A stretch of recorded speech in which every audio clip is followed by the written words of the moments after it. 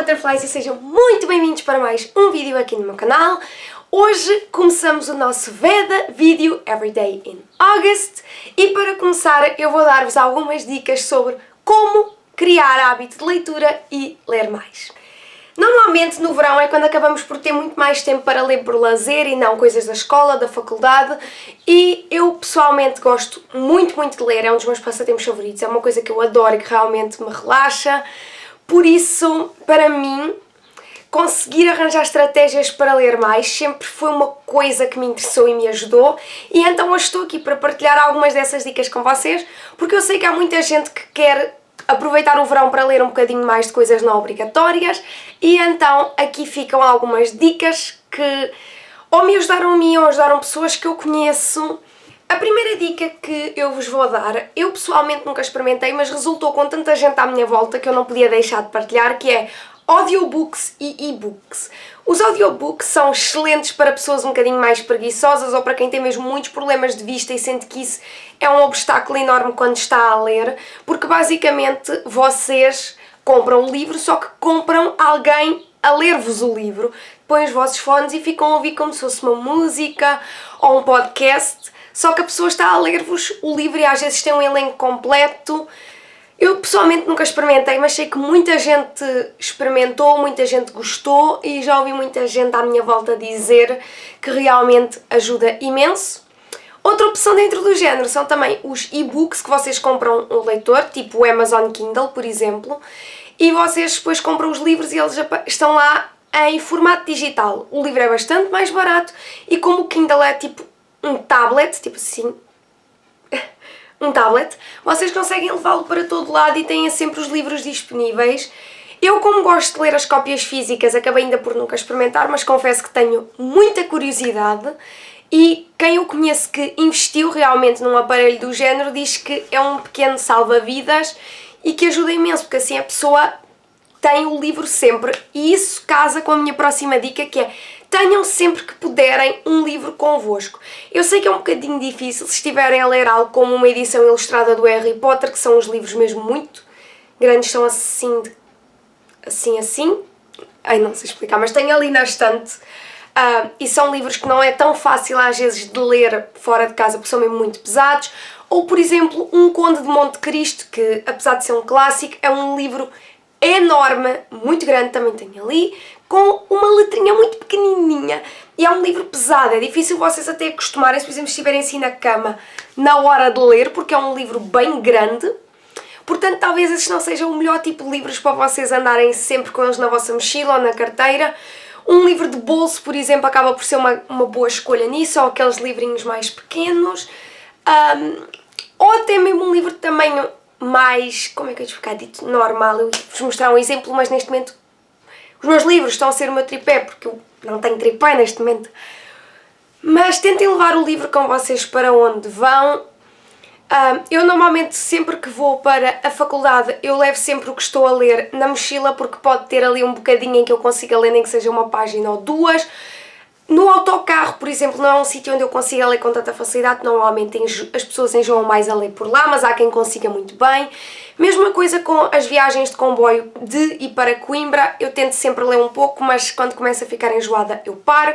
Mas tento ter sempre um livro comigo, principalmente nessas ocasiões em que eu sei que eu me posso aborrecer. Outro sítio excelente para vocês levarem sempre um livro convosco é quando vão à loja do cidadão, porque vocês normalmente ficam numa fila muito grande, ou quando estão para ser atendidos numa consulta no hospital, porque normalmente vocês são a alturas em que ficam a apanhar umas grandes secas e o livro consegue um bocadinho abstrair-vos dessas situações um pouco mais chatas. Por isso é que eu aconselho a levar o livro para todo lado, porque se proporciona a ocasião, vocês conseguem realmente tentar criar ali um ambiente. Isso também casa um pouco com a próxima dica, que é tentarem criar um ambiente de leitura quando podem, que vocês gostem. Se o barulho lá fora está-vos a distrair, ponham uma música no Spotify, ponham os fones baixinha, que tenha a ver com o tema do livro, e descontraiam. Se vocês estão em casa e gostam de ler assim num sítio muito cozy, arranjem tipo o vosso sofá, a vossa cama de maneira a ser cozy, mas não demasiado, porque senão vocês não podem correr o risco de adormecer, porque quando e eu falo por mim, quando eu estou muito cansada e estou a ler, eu às vezes até acabo por adormecer, mesmo que o livro seja muito interessante. Portanto, tentem criar um bom ambiente, mas também não um ambiente do género eu vou dormir. Eu normalmente leio onde der, mas eu preciso sempre de, pelo menos para mim, preciso de uma boa luz. Para mim é uma coisa indispensável porque eu tenho, como vocês podem ver, muitos problemas de visão e para mim a luz é essencial e normalmente também leio com o João ao pé quando estou em casa porque eu acho sempre engraçado como ele fica ao pé de mim a descontrair enquanto eu leio. Parece que é um momento de relax, de bom ambiente para os dois. De notar só que ele às vezes chega ao pé de mim e tenta morder os livros. E tenho livros com marquinhas de dentinhos de gato porque ele fica ciumento. Sim, mas também de notar que eu agora estou a gravar e ele está literalmente a dormir aqui ao meu lado. Portanto, por isso tentem criar um ambiente que tenha a ver convosco, que tenha a ver com o livro e que vos ajude a concentrar-se mais. Porque muitas vezes nós acabamos por passar muito tempo no mesmo livro pela questão da concentração. Precisamos nos concentrar e mergulhar, falta uma palavra, mergulhar naquela história assim de cabeça. Outra boa dica é vocês escolherem realmente livros que têm a ver convosco e com os vossos interesses. Não adianta vocês irem ler o livro mais badalado de horror, por exemplo, se o que vocês realmente gostam é de ler romance adulto, por exemplo. Ou seja, tentem descobrir quais são os géneros, os autores, as sagas, etc., que vocês mais gostam e não se forcem a ler um livro só porque alguém vos aconselhou ou porque é popular. Se vocês estão a tentar criar hábitos de leitura, o melhor é sempre começarem por livros que vocês gostem e que vão de encontro aos vossos interesses.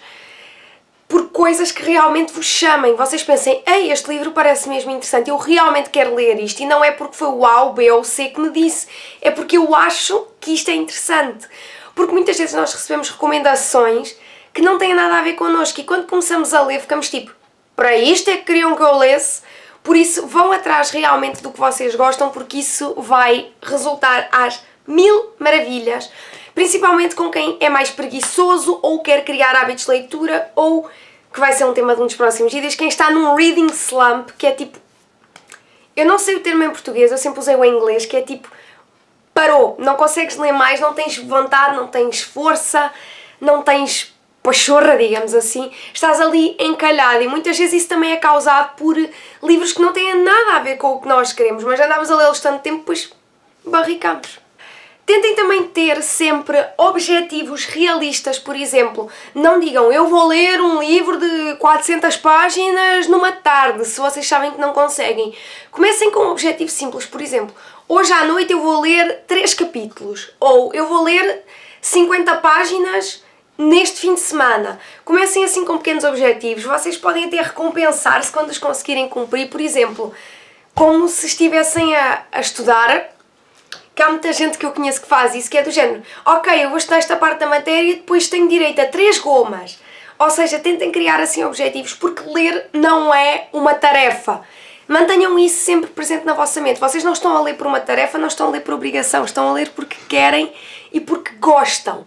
Portanto, não tratem como uma tarefa, mas também criem uma recompensa e não se esqueçam da recompensa. E isso foi um método que me indicaram muito, principalmente na faculdade, para ler e para estudar, porque termos os olhos na recompensa é importante e a estudar é do género, qual é que vai ser a minha recompensa? Eu vou acabar o curso, vou ter uma licenciatura. Tentem pensar na recompensa do ler, que é eu vou saber como esta história acaba, esta história é muito boa, eu estou a gostar, eu estou a ler mais, estou a criar um hábito de leitura saudável. Segundo os cientistas, nós demoramos cerca de 21 dias a criar um hábito ou uma rotina se mantivermos sempre as coisas. Ou seja, se nós lermos durante 50 páginas por dia, durante 21 dias antes de adormecermos, estamos a criar esse hábito de leitura. Portanto, eu acho que é uma boa maneira de vocês conseguirem ler mais é fazer essa técnica dos 21 dias, eu ia dizer essa ideia, essa história dos 21 dias, mas não, essa técnica dos 21 dias para criar o hábito.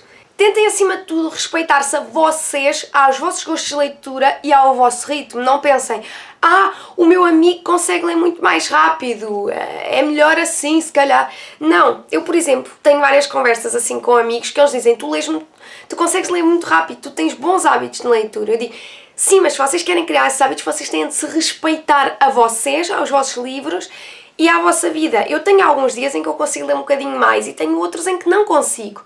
Agora no verão eu talvez consiga ler um pouco mais, porque eu tenho a vida um bocadinho mais leve, porque normalmente é faculdade, é questões de trabalho, é vídeos, é ser atleta, é tudo junto e o tempo para leitura se calhar não é tanto, porque depois também tenho que fazer tarefas em casa, tenho extracurriculares, tenho outras coisas que eu também gosto de fazer. Mas quando posso, gosto realmente de pegar num livro e descontrair. Portanto, respeitem o vosso ritmo.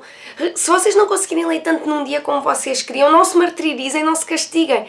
Aceitem que não conseguiram cumprir o vosso objetivo e respeitem-se. A palavra mais importante em todo este processo de conseguir ler mais é respeito. Por último, eu acho que devia falar de a importância que tem em criar hábitos com os outros. Se os vossos amigos também querem começar a ler mais, vocês podem começar uma espécie de clube de leitura em que leem livros que vos interessam a todos ou cada um sugere uma coisa e começarem a criar hábitos, a ver realmente o que é que vocês gostam ou não. E ajuda bastante. Por exemplo, eu quando sei que estou a ler um livro que outra pessoa já leu ou que quer ler ou que gosta, eu depois faço um ponto mental de querer discutir esse livro com a pessoa, de queremos conversar. Para isso também temos uma coisa muito boa, uma rede social ou aplicação que lhe queiram chamar, que é o Goodreads. Eu vou deixar o meu username do Goodreads e o meu link lá em baixo na descrição, porque assim vocês podem adicionar os vossos amigos e saber o que é que eles estão a ler e vocês também podem dar recomendações. Basicamente, para quem não conhece, o Goodreads é mesmo uma rede social para livros. Vocês adicionam lá os livros que querem ler, os que já leram, os que estão a ler, o objetivo de páginas que vocês querem começar a ler e a criar hábito. E depois vão partilhando as ideias com o pessoal e o Goodreads também vai sugerindo livros. Às vezes tem links para compra, mostra as várias edições.